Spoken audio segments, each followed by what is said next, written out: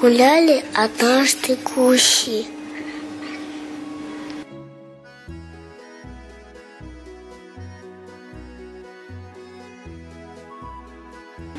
Вдруг появился еще один гусь другого цвета. Походка была не как у всех. Подошел и стал щипать травку со всеми.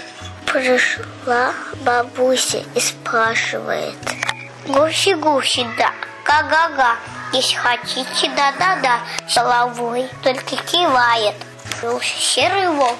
Все гуси испугались, разбежались. Кто куда? Только нас гусь не испугался. Он храбро вышел вперед, начал громко сыпеть на волка и махать крыльями. Испугался и убежал. Собрались вокруг гусенка. Нас радоваться и играть.